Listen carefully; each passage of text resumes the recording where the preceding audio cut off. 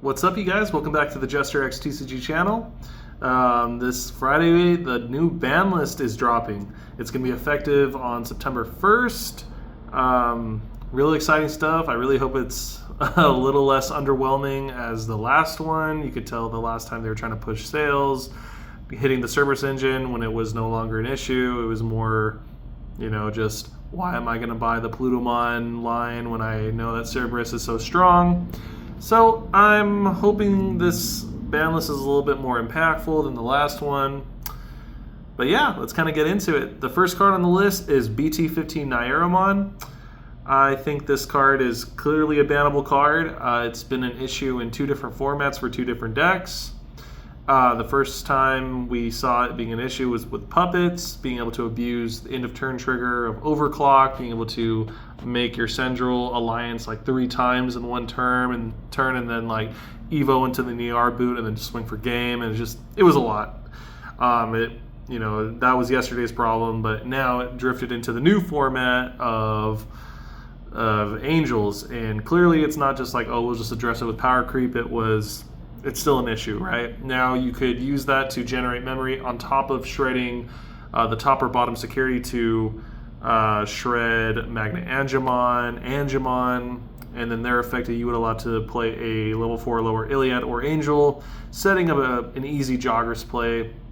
And yeah, it's just going to keep having interactions in the game that we can't just limit it to one. It's an egg, and since those two decks are pretty high rolly decks, you could just win the game without ever hatching a second egg ever again.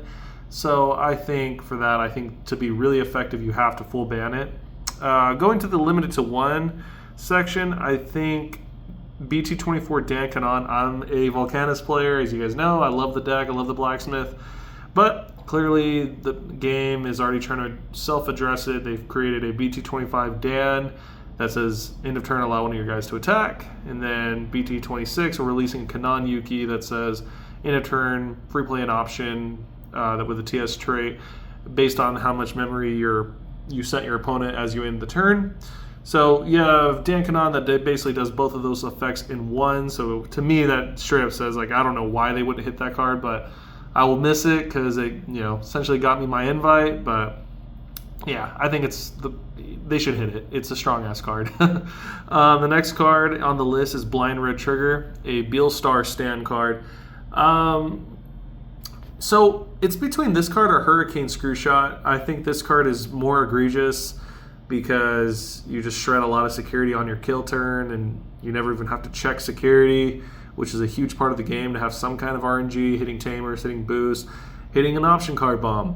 That doesn't happen when you're shredding security. So I think that for that reason, Blind Red Trigger is the true hit. Hurricane Screwshot I think is egregious too. I mean, gaining back so much memory, but at this point, memory gain is so powerful and it's so prevalent that hitting one card, they're going to find a way to get more memory generation. Every deck currently in the meta has very powerful memory generation, so I don't think that's going to be a very effective way to slow down Beelstar. I think Blind Red Trigger makes it have RNG back in the game. So I would say Blind Red Trigger or Hurricane Screwshot. I wouldn't be upset about it, but I just don't think it would be effective.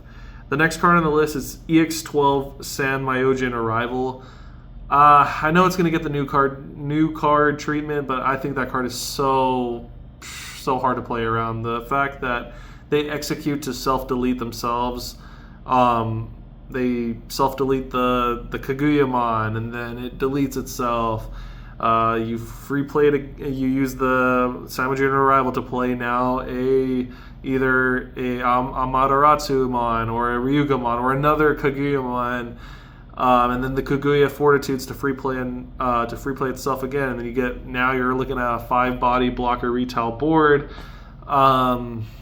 I think it's too strong. I understand it's the new card, but man, that card's so oppressive. I can definitely see them choosing to hit Analog Youth, as it is the older card, as we always do, like, oh, the older card is the issue kind of thing. But I think Samayujin Arrival should get the exception. That card is insane in my opinion. I think it's too good. It's good in every spot. If it gets hit out of security, it's a pitch draw 2.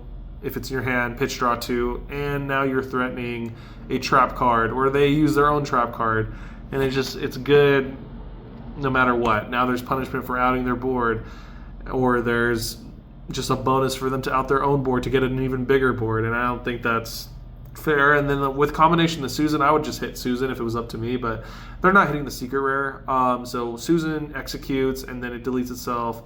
You can now use that San Myojin rival to build a new board and that they have to deal with, and I think that's just too strong. I think the deck, I'm not going to call any deck easy, because what I've learned from the meta landscape, being a regional level player, every deck takes skill, but I would say it takes skill against other tier 1 decks, I should say. But this deck does feel like easy mode sometimes, and I do think in the regional level, it's not easy. I don't think anything is easy, but shoot, like when you're in trouble, drop Susan. Or like, oh man, they're a high damage output deck. Let me just build a bunch of blockers. It's pretty, the lines are so simple. I think the weakest part of the deck is the fact that, you don't have room to draw up like memory gain tamers, setters. You just really have to rely on analog youth. But because of execute, that doesn't even matter if you pass the turn. So I think that deck needs to be addressed, especially with the new tamer coming out. I do think it's going to just keep getting stronger. And you can kind of see from previous pie charts, it needs to be addressed. The next card on the list is BT24 Asuna. You can see from my Volcanus list, I only run 2. I know other lists run like 3 to 4, and then Angels, they run 3 to 4. Jupiter loves that card too because it's blind draws. They can get to their blinding ray as soon as possible. I think it's too good. I understand they're really just going to choose that or blind red trigger. It's because that would be like a double dip on Beelstar, and shoot, maybe Beelstar deserves a double dip, especially at the beginning of BT25 format. It was just tearing it up. But I don't know. I think Asuna is just a hit at TS in general.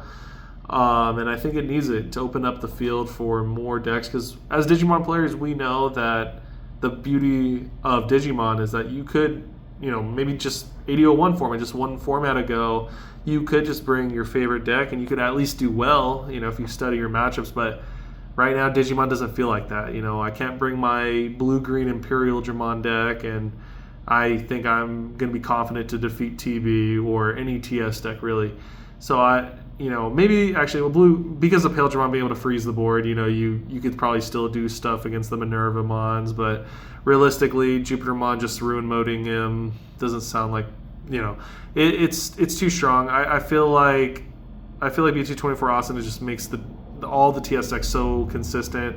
I think Hiroka is a little bit more fair. I think it's kind of unfair too, to be honest, but I think the fact that you being able to draw out your generic good cards is kind of insane. That kind of closes out my limit to 1 list. I do have a cope list that I don't think is going to happen, but I really wish it would. BT24 Aegeomon. I think that card will not get hit because BT26, we're dropping Wrath mode, and we need BT24 Agio to sell the set. So I don't think they're going to hit it, but being able to free play Asuna, being able to free play a 5-drop tamer like Homeros, or like obviously you can free play Dan if you play it, instead of paying for a cost, and we need to get back to the game where we're actually paying for the cost of the card that's on the top left corner, not just says, oh, free play tamer, and because I think Homeros is a fair card if it's paid for its full price, but I do think that should be a card to be addressed as well. So that's why I would hit BT24 Agio. It's not going to happen, but I hope it does. And then 2 cards I want unrestricted. The first one is near and dear to my heart.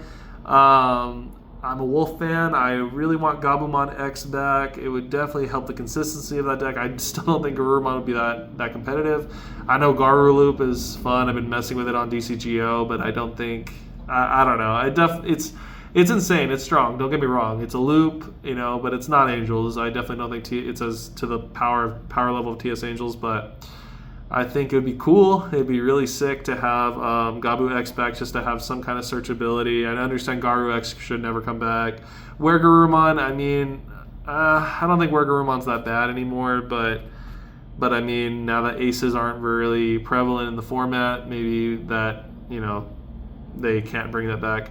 Greymon X, obvious reasons, everything everything continuously Evo reduces, and I think that anything that Evo reduces is just like so like normal now. We have rookies like the blue rookie from TV that just says Evo for 1, and then we have a bunch of rookies that do that same exact thing for other archetypes. We have champions that Evo for less. We have things like Lamiamon or all the Liberator level 5s can warp over a rookie. I feel like it's kind of ridiculous to have Greymon X on there, especially Greymon is he's the Digimon for this game. He deserves to have some strong cards. And right now, I don't think there's any strong Greymon cards right now, and that's such a shame, because when I played this game, Black War Greymon was a beast. So hopefully he comes back into fruition. We need something to slow down the game, and I think Black War is a really cool control deck. But yeah, that's kind of the video. Hopefully you liked my list. If not, definitely flame me in the comments, but that's my list. All right, guys, have a good one. Bye.